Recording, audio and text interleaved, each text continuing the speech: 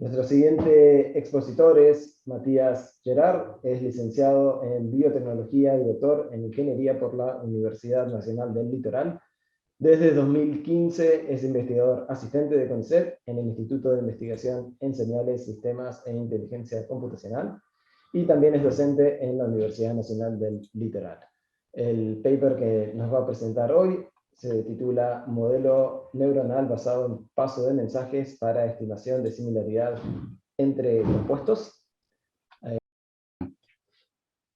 Bueno, muchas gracias por el espacio. Mi nombre es Matías Gerard, trabajo en el Instituto de Investigación en Señales, Sistemas e Inteligencia Computacional del CINC en Santa Fe, y bueno, y soy docente de la Universidad Nacional del Litoral. En este trabajo les voy a presentar algunos resultados preliminares de un nuevo trabajo que estamos llevando a cabo, que se titula Modelo neuronal basado en paso de mensajes para estimación de similitud entre compuestos. Bueno, la búsqueda de vías metabólicas es una tarea bastante habitual en bioinformática, en donde el objetivo es encontrar una secuencia de reacciones que permita transformar un compuesto en otro. Como se puede ver en este caso, el problema es bastante sencillo, dado un conjunto de compuestos y de reacciones, es tratar de encontrar cuál es el conjunto de reacciones que permite ir de un compuesto a otro. Esta tarea suele formar parte de otros procesos más complejos, como puede ser relacionar compuestos de interés. Dado un conjunto de compuestos, a uno le puede interesar cuál es el proceso biológico en el cual están participando, para lo cual se requiere encontrar una vía metabólica. Otro es identificar blancos terapéuticos para hacer tratamiento, es decir, dentro de esta vía metabólica, tratar de encontrar a dónde uno puede actuar para modificar la vía. O, por ejemplo, identificar procesos de síntesis o degradación de compuestos para degradar algún determinado fluente, por ejemplo. El primer paso en todo esto consiste en construir un grafo en el cual, como podemos ver acá, cada nodo corresponde a un compuesto y los arcos que conectan dos compuestos se establecen si forman parte de una misma reacción esos dos compuestos. Otra cosa interesante que podemos ver acá es que está coloreado este grafo, y acá abajo podemos ver el grado de participación en reacciones. Podemos ver que estos puntos rojos participan en un gran número de reacciones, como por ejemplo ocurre con el agua, que está en casi todas las reacciones biológicas. Para poder encontrar un camino que conecte los dos compuestos para construir una vía metabólica, lo que se suele hacer es recurrir a algoritmos de búsqueda. Estos algoritmos lo que hacen es parten de un compuesto y van construyendo caminos que recorren el árbol, de manera de, partiendo de un compuesto, llegar al otro. El problema es que en muchos de estos casos aparecen en esos caminos, por ejemplo, compuestos como el agua, y producen soluciones que son biológicamente infactibles. Entonces, para solucionar eso, una alternativa es guiar la búsqueda empleando similitud entre compuestos, es decir, hacer los saltos entre los compuestos en este camino que se va construyendo mediante similaridad. Como podemos ver en la reacción que está acá abajo, es bastante fácil ver a partir de la estructura del compuesto que este compuesto es más similar a este que a este otro. El problema es que en estos casos no siempre está disponible la estructura de los compuestos. Como podemos ver en estos dos casos que tenemos acá, en las flechas rojas, estos dos compuestos se ve que no tienen la estructura y sin embargo de la literatura se sabe que son compuestos similares que cambian en un enlace, en una liñita.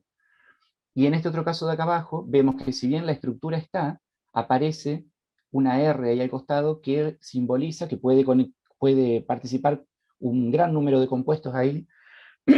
Entonces esta estructura representa una familia, y los métodos que calculan similaridad entre estos dos compuestos no pueden manejar esa información.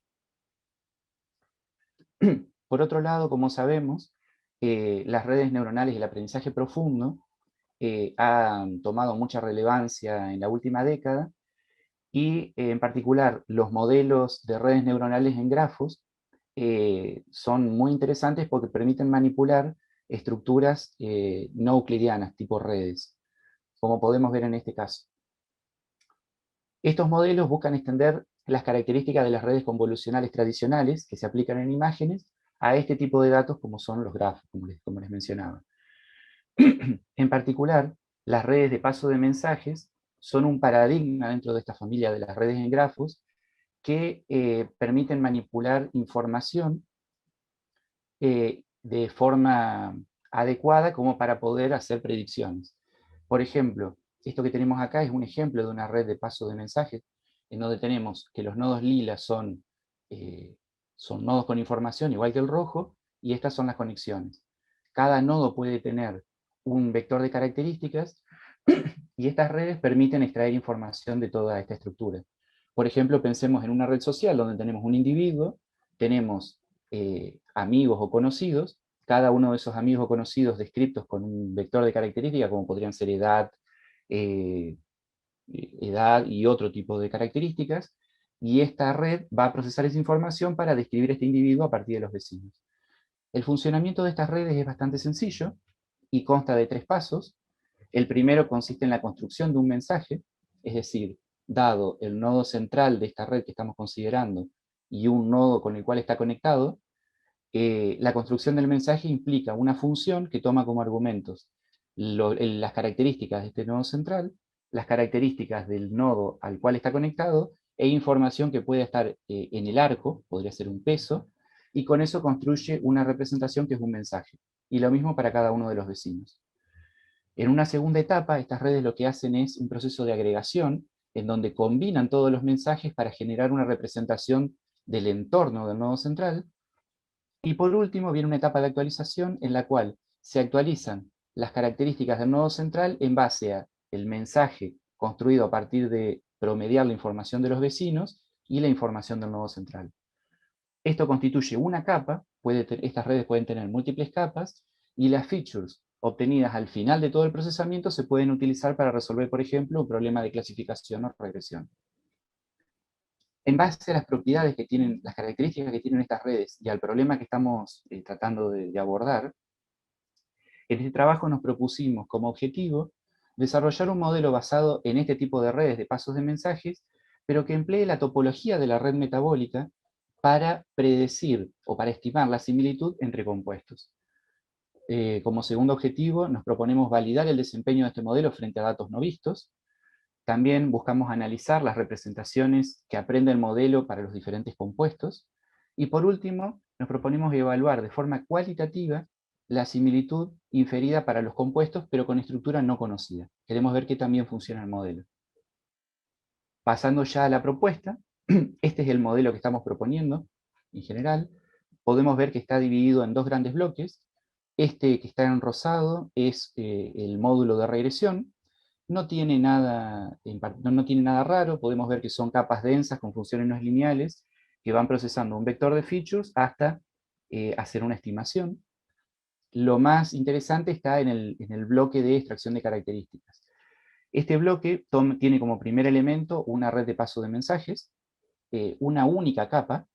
Esta capa lo que hace es tomar como argumentos un subgrafo y las características de ese subgrafo.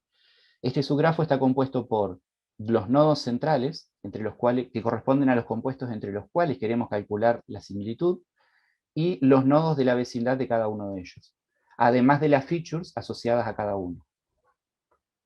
El primer paso dentro de este módulo es hacer una transformación de esos vectores de características a través de un perceptrón multicapa, y la salida de este perceptrón es dividida en 2 ramas. Por un lado, una rama es procesada por una función no lineal para generar la mitad del nuevo conjunto de features, y por el otro lado, esta salida es procesada a través de un módulo de atención para generar una nueva representación de las features. Este módulo lo que hace es lo siguiente. Supongamos que tomamos este compuesto central y su vecindad. Lo que hace el módulo es, primero, agregar todas las features para generar una matriz de features de todo ese conjunto de datos, y después lo que hace este algoritmo es, por un lado, proyectar las features del nodo central a un espacio WQ a través de una matriz de una transformación no lineal, y después hace una proyección de todas las features involucradas entre el nodo central y sus vecinos a 2 espacios, un espacio K y un espacio B, mediante una matriz también y una función no lineal. Luego, lo que hace este módulo es calcular una suerte de similitud entre la representación del nodo central y las representaciones de todos los nodos de la vecindad, incluido el nodo central, perdón.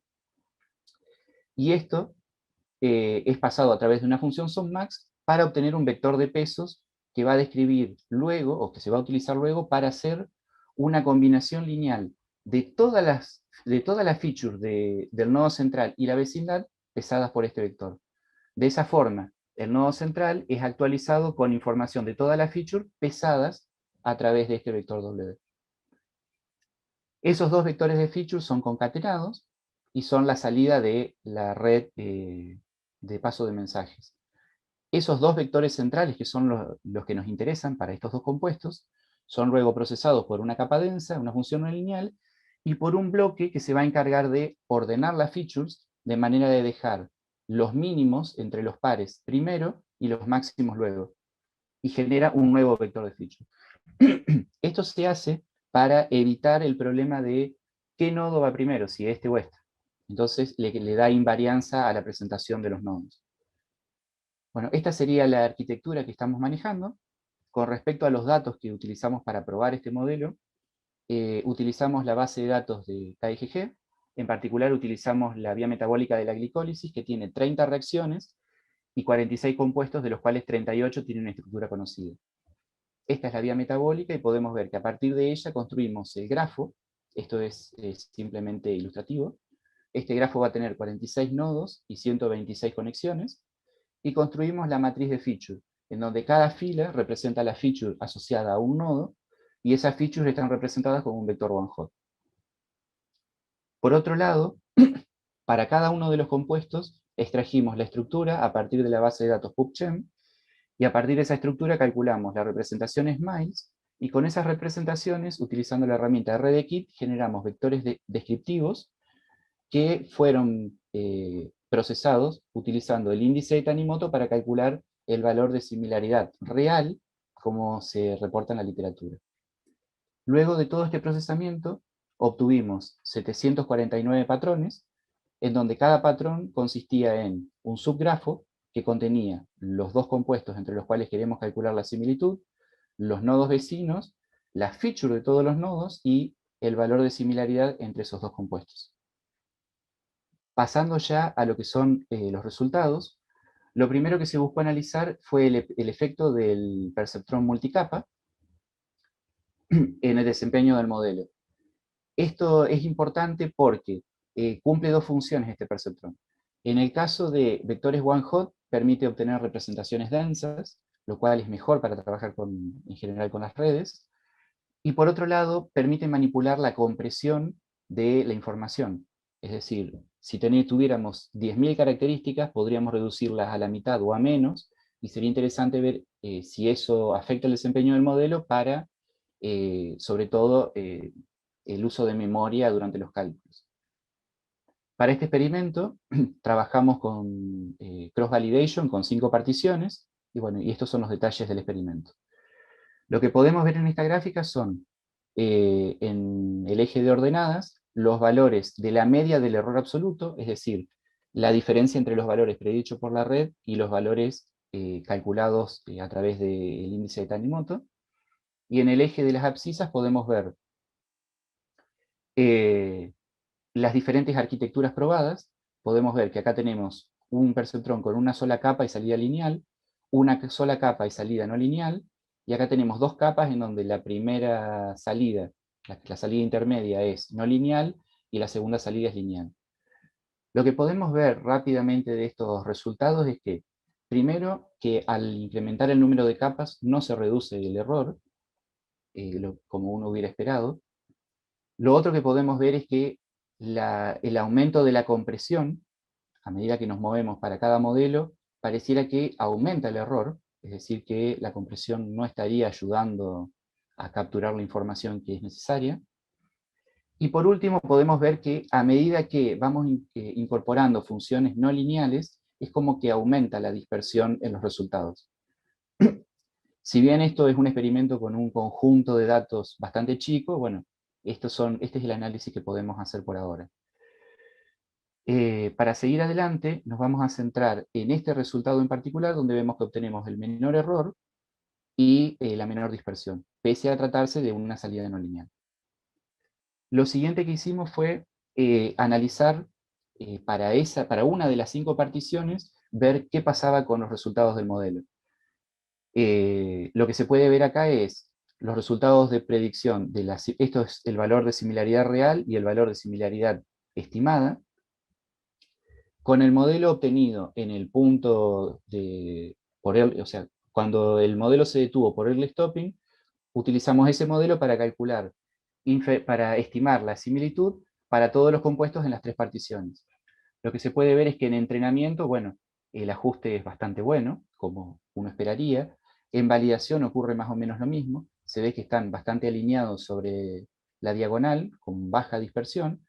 Y en el caso de test, que son datos no vistos, podemos ver que si bien hay dispersión, no es tan grande, en algunos casos, existen algunos puntos extremos, pero en general la dispersión es bastante chica. Podemos ver que el coeficiente de correlación de Pearson es 0,97, con lo cual están dando bastante bien el modelo, sobre todo para valores de similitud menores a 0,3. Para valores más grandes hay pocos datos y habría que trabajar en algún método de balanceo. Lo siguiente que nos interesó analizar fue la estructura de las representaciones internas generadas por el perceptrón multicapa. Como las transformaciones que se realizan en este punto están guiadas por la información estructural de los compuestos, los valores de similitud, sería esperable que las representaciones capturen de alguna forma información geométrica que explique o que demuestre similitud entre los compuestos. Para eso lo que hicimos fue tomar los vectores, los vectores de feature a la salida del MLP, aplicamos PSAE y graficamos las 2 primeras dimensiones. Y lo que se puede observar es que, primero, en el centro del eje de coordenadas tenemos todos los compuestos para los cuales no se conoce la similitud, pero que, como vamos a ver ahora, la red le alcanza con ubicarlos en este punto para poder estimar una buena similitud entre compuestos, y después se ve que en algunos puntos las representaciones de los compuestos se agrupan, como podemos ver acá, donde las estructuras son similares, o en este otro punto, donde también son similares las estructuras. Y en otros casos, donde las estructuras son bastante diferentes, vemos que los compuestos se encuentran alejados. Por último, como habíamos mencionado al principio, queríamos ver cómo funcionaba el modelo para los casos donde no se conoce la similitud entre compuestos. Lo que podemos ver acá son, para las 2 reacciones, los valores de similitud real, calculada con el índice de Tanimoto, y predicha a través del modelo. Podemos ver que en este caso la predicción es muy buena, es igual a la calculada a partir de la estructura. En este otro caso podemos ver que, si bien no es igual, presenta un valor elevado, pero lo más interesante se da en estos 2 casos, en donde no conocemos la estructura. De la literatura, como habíamos dicho, se sabe que estos 2 compuestos son similares, y la red neuronal es capaz de capturar esa información a partir de la topología de la red. Y en este otro caso, donde aparece este sustituyente R, que puede representar cualquier compuesto, o sea, esto es una familia, se alcanza a ver que también la red infiere que estos 2 compuestos son bastante similares. Y en este otro caso, donde las estructuras se conocen, la red funciona muy bien. Entonces, bueno, para cerrar, podemos concluir que bueno, se desarrolló un nuevo modelo que es capaz de inferir similitud entre compuestos utilizando la topología de la red metabólica, no la estructura de los compuestos. Este modelo es capaz de predecir con un error de similitud bajo la similitud entre compuestos no vistos previamente. También vemos que la estructura del espacio de embedding aprendido muestra que existen agrupamientos entre compuestos similares. Y por último, y lo que creemos que es más interesante, que el análisis cualitativo de la similitud inferida entre compuestos para los cuales no se conoce la estructura muestra que el modelo presenta un buen desempeño. Bueno, eso es todo lo que tenía para comentarles. Muchas gracias por su atención y su tiempo. Y bueno, quedo a disposición de preguntas si les hay. Bueno, muchísimas gracias, Matías. Interesantísimo el trabajo. La verdad que me gustó mucho. En particular, yo trabajo en el área de quimioinformática y bueno, me parece que este tipo de técnicas donde también se utilizan otras arquitecturas como estas que son basadas en grafos, creo que tienen mucha potencialidad. Una de las preguntas que me surge al respecto es, bueno, un poco lo que se está haciendo es infiriendo esa estructura a partir digamos, de estas conexiones en los pathways. ¿Hay alguna posibilidad, una, de incluir más pathways donde por ahí ese mismo compuesto participe? Y dos, en el caso que se conozca información estructural, incorporarla como para también enriquezca un poco la representación. Voy en orden. Con respecto a la primera pregunta, este trabajo fue preliminar y sí, se está buscando escalar a vías metabólicas incluso completas de organismos. De hecho, hay una prueba que se está corriendo que es con el metabolismo completo de la Escherichia coli, y otra que se intentó correr con todas las vías metabólicas conocidas en qué, pero bueno, eso está en trabajo porque hace falta bastante potencia de cálculo que, bueno, por el momento hay que resolver algunas cuestiones. Con respecto a, pero sí, es interesante porque cuanta más información de conectividad, estimo que va a ser mejor la inferencia. Y con respecto a la inclusión de otra información, sí. De hecho, se habían hecho algunas pruebas preliminares para incorporar información, por ejemplo, ¿cómo es que se llama? De Chebyshev, de la ontología Chebyshev, pensando principalmente en utilizar información que esté disponible para cualquier compuesto, independientemente de que se conozca o no la estructura. Los resultados no mejoraron demasiado esto, por lo cual todavía quedó ahí como en backup.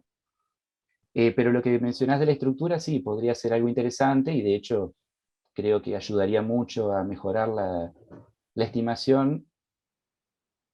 ¿Qué impacto tendrá sobre los compuestos con estructura desconocida? No lo sé, pero bueno, habría que probarlo. Bien, bien, buenísimo. Muchísimas gracias, Matías.